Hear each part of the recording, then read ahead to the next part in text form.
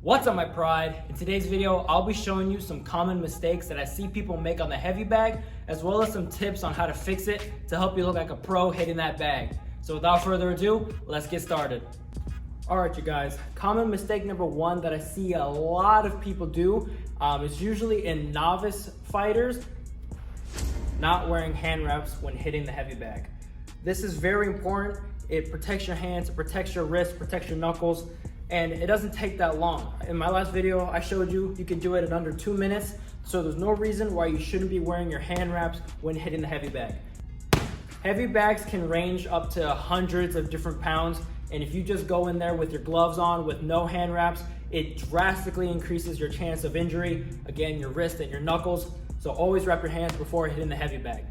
The second mistake that I see a lot of people make, and it's something that you're gonna hear your coach say over and over and over again, even at the top levels of boxing, is that when you throw a punch, your other hand is down, right? Let's say I throw a jab. If my right hand's down here, this leaves this side of my face open for counters by my opponent. So what I like doing for myself is that I have a high guard, right? My guard is here normally. Every time I throw a shot, I raise my other hand to the top of my eyebrow. I like putting my fingertips right to my eyebrow. That's high enough to protect my face, and you'll notice that my elbow is still down to protect body shots, right? I'm not going like this, flaring out to get my hand up to protect my head and leaving my body open. I'm leaving my elbow just low enough to protect body shots, but also protect my head. Same thing with the other side. Let's say I throw a 1-2.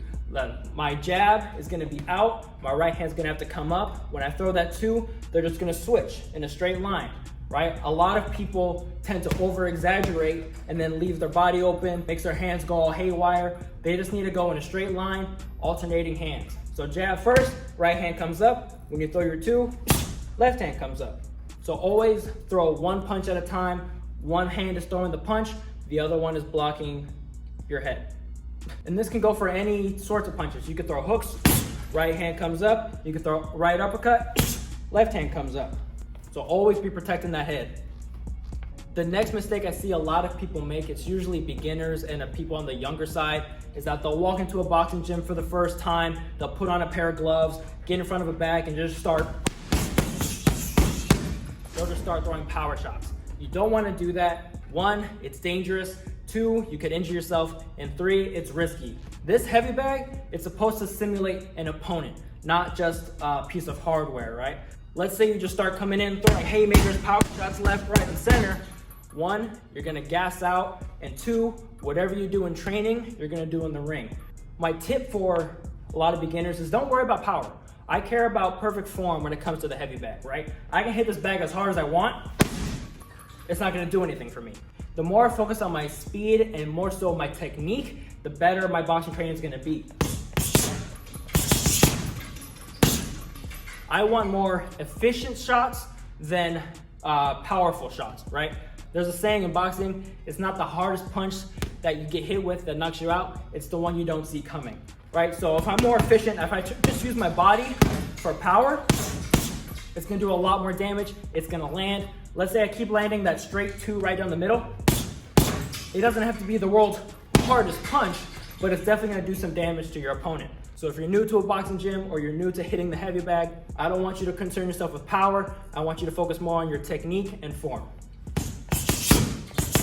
Another mistake I see a lot of people make, and this is more so for intermediate and advanced people, people that go in for sparring or competition, is that you shouldn't see this heavy bag as a bag. You should see this as an opponent. In other words, make it realistic. I see a lot of people come in, they're facing against a bag, and they're just doing the bare minimum, staying in one spot, not practicing their defense, not practicing head movement, and not moving around the bag. And I know that can be a little tricky. Some gyms have the bag hanging right next to a wall, so you can't really circle around the bag, or you have bags on bags on bags next to each other, and if it's a packed gym, there's people on every single bag. I get it, it can be a little crowded, but you still have to try and make it work. So instead of just coming in and staying stationary and working on your punches, make it realistic, right? When I'm hitting the heavy bag, I don't see this as a bag. I see this as an opponent in front of me who's trying to hurt me back. Yes, the bag's not gonna hit me back, but you have to treat it that way. A good drill that you can do is that whatever combination you throw on the bag, you defend that. So let's say I throw the 1, 2, 3.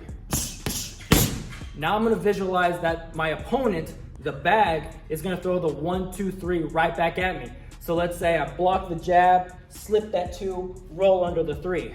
I'm practicing my defense and I'm practicing my head movement. Another thing is move around the bag. Don't just stay in one spot, head on the bag. That's not gonna be enough. Cut angles, move around the bag, circle around the bag, find your range. You can step in like this, trying to get close to the bag. Sometimes you'll miss, right? Let's say an opponent slips your jab, you're not gonna land every single punch, right? So I take a couple of steps back from the bag, I throw a jab, full speed, full range of motion. Damn, he slipped it, right? And then I get closer, I can land that too. So make it realistic. Don't treat this as a bag, treat it as an opponent. Imagine the person is right in front of you.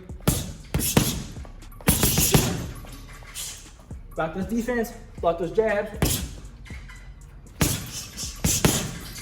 Make it realistic. The next mistake I have for you guys, again, it's more so in beginners. The more advanced you get, the more creative you're gonna be with your combos. But I see a lot of beginners headhunting. They're only visualizing hitting someone in the head and they neglect the body. Hitting the body is an amazing tool, an amazing trap setter, right? A lot of people can take a hit to the chin. Look at Canelo, for example. You get hit in the chin, he's like, so? But you look at someone else, you look at his fight against Rocky Fielding, every time he hit to the body, Rocky had to take a knee, right? So you don't want to neglect the body. You don't want to be just headhunting. And like my last tip, mix it up, make it realistic. You could set up body shots. Let's say you throw a double jab to the head, and then you can throw a 4 to the head, right? You can throw that same combo back to back, 1, 1, 4, move around a little bit, visualize your opponent moving, throw it again, 1, 1, 4, hand movement, and now you're gonna throw that 4 to the body. So you set it up with the double jabs. They're thinking, oh, that 4's coming. I'm gonna bring my hand up. You drop your level, 4 to the body. I guarantee you, they'll go. So again, don't be headhunting. Sure, it's a good shoulder workout, but again, you wanna make this realistic. If you're in the intermediate to advanced levels of boxing, you can fake it out, shoot to the body, move around. Mix up those shots, right? You can throw 2 to the head, 1 to the body, 1 to the head, 1 to the body, or 3 to the head, and then 1 to the body. Mix it up. Again, don't just be a headhunter. That's how you get caught, and that's how you leave yourself open for counters. It also limits your game. You don't want to be known as a guy that just goes headhunting, because let's say you're going against an advanced fighter, and he notices that. He's gonna roll underneath your head shots and dig to the body, a shot that you didn't know was coming because you don't throw body shots. Just keep it in mind. The last mistake I see a lot of people make, and this can bleed into the intermediate and advanced people. It takes a lot of time, a lot of practice to get rid of this flaw, is telegraphing your punches. Let's say a lot of people have a tell, right? Some people will fake low and then throw their combination. Some people will press forward, bring their hands up before throwing a combination. But that's more so a tell rather than telegraphing. A telegraph is, it kind of brings back to people more so worried about power. Let's say I'm gonna throw the 1, 2, and I throw my jab perfectly, right? It's nice and hidden, but I'm worried about my power on my 2. I'm gonna load up. It takes a lot of time to get there, and my opponent can see that coming from a mile away. I like telling people, disguise your punches. Right? If my guard's here and I'm gonna throw a 2, make it as hidden as possible. You have no idea when it's coming. So a lot of people, I see it a lot with the 2s and their hooks. Well, they'll be here and they'll wind up their body a little bit to throw that 2. Yes, you'll have power. I'm wound up for all that momentum, but then it takes forever to get that shot in. And by that time, my opponent's gone, he's moved out of the way, he's hit me with 17 other punches, right? So try hiding your punches. You wanna treat it like head movement. When you do head movement, you wanna move as little as possible.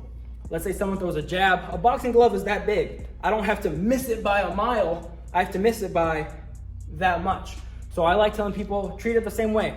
If I wanna throw a jab, I'm not winding my body up to get that twitch. I'm keeping it here, light and tap. My elbows just stay tucked in, right from my guard. That's another tip. Throw from your guard. You'll be here, people throw hooks.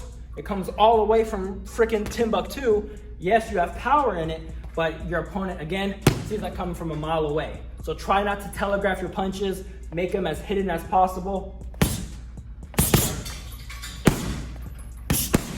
Right, you wanna throw that punch at the last second. Let's say I throw the 1 to the head and 4 to the body. I'm gonna make that 4 as late as possible. I throw my jab, minimal movement, step in, lower my level. My hand's still here. As I'm getting lower, turn into it. I still have that power. I'm turning my body into it. I'm not using my arm to get all that power, right? So you're here, disguise it, real quick, and bring my hands right back in my guard. Well, there you guys have it. Those were some tips and tricks to help fix common mistakes on the heavy bags. I hope this video helped you out. If you guys want to see some heavy bag drills, heavy bag workouts, heavy bag anything, let me know in the comments below. I'll make sure to try out all your video suggestions. But that is gonna wrap up today's video. I really hope you enjoyed. If you did, make sure to like, comment, share, and subscribe. I'll see you guys in the next one. Peace. That should be my new sign out.